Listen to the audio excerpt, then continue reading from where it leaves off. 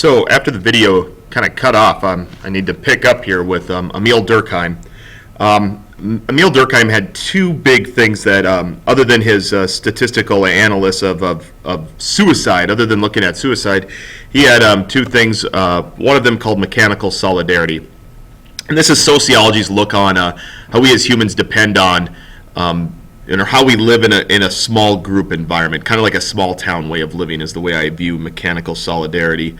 And that's the idea that social dependency based on a widespread of values and beliefs. There are a widespread consensus of values and beliefs in a small town, or even a small school for that matter. Enforced conformity, you have to do things a certain way, and a lot of dependence on tradition and family. And so mechanical solidarity kind of looks at, the pressures in that smaller environment. Organic solidarity kind of looks at as a whole larger group setting.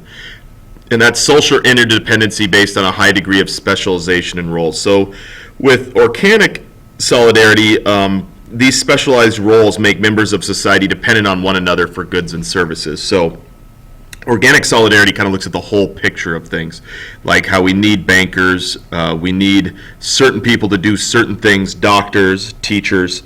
And so sociology, mechanical, looking at the small town environment, that kind of enclosed environment that conformity can be enforced, and then organic is kind of the whole picture, like the American culture. So make sure you get these terms down. But so when you look at Emil Durkheim, remember he was the first to kind of use suicide statistics, and then the other two factors right here, mechanical and organic.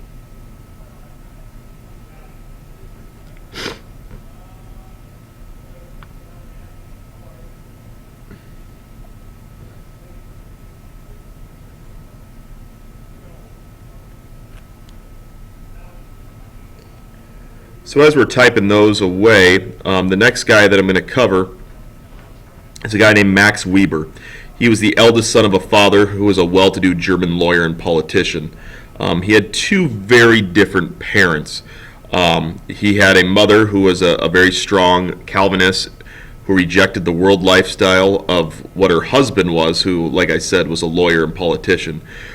This guy had a nervous breakdown and from which he recovered to do some of his best work. So I'm going to go to Max Weber next.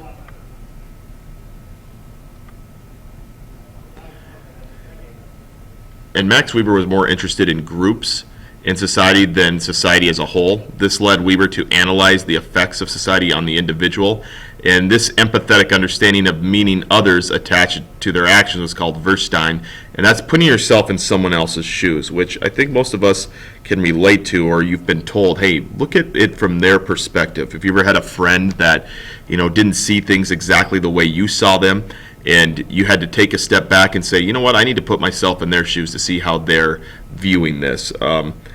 Max Weber did a lot of different things with this, but Verstehen is probably what he's most famous for, is putting yourself in someone else's shoes. So if you could please put all of this information on Max Weber.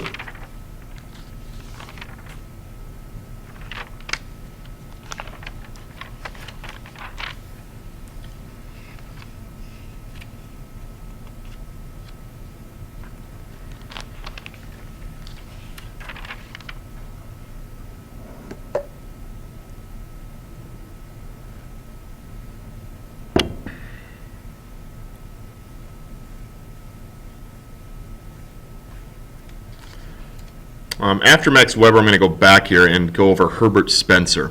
I kind of call him the Charles Darwin of sociology. Charles Darwin influenced Spencer greatly. And so what Spencer did is he created kind of a biological mode of society called social Darwinism. And that social change and unrest were natural occurrences in society, and that led toward stability and perfection. Basically, he kind of views things as survival of the fittest. And what Spencer did is he introduced the theory of social change. Spencer opposed any social reform because it interfered with the selection process. So he believed the poor deserved to be poor and the rich deserved to be rich. Society profits from allowing individuals to find their own social class, according to Spencer, and to interfere with the existence of poverty or the result of any natural process he felt was harmful to society. When Spencer visited America in 1882, he was greeted warmly by people that had money. After all, his ideas provided moral justification for their wealth. Later, public support for this type of thing has fallen away. Spencer's ideas have kind of slipped out of fashion. He reportedly died with the sense of having failed because a lot of people don't like the idea of just letting the poor die off. And so Spencer is considered one of the early sociologists, and he's connected more with Darwinism of survival of the fittest, but in the overall perspective, a lot of his stuff has kind of gone to the wayside. I'll leave this up a little bit longer for you to pick up any of the notes that you didn't pick up, because typing this can take a little bit of time.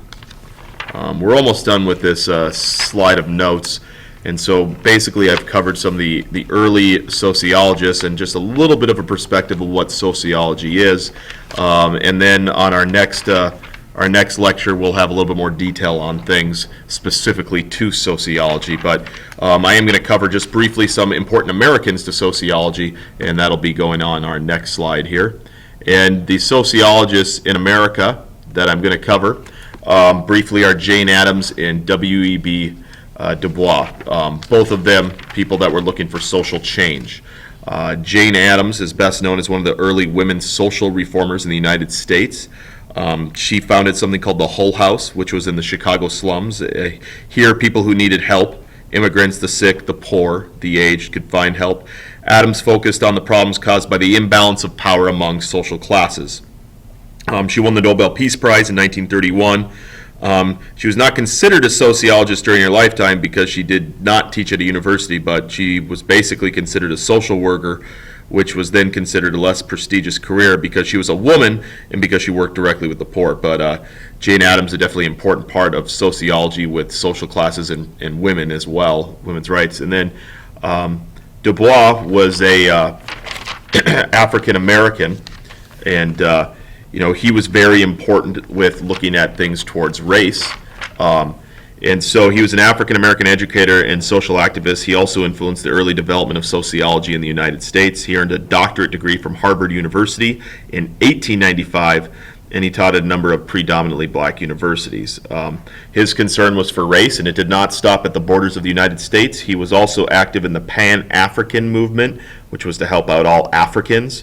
And so, Du Bois eventually died in in an African country in Ghana at the age of 95. But he's also one of the early American sociologists with a lot of his work dealing with different issues, especially amongst people of African American descent.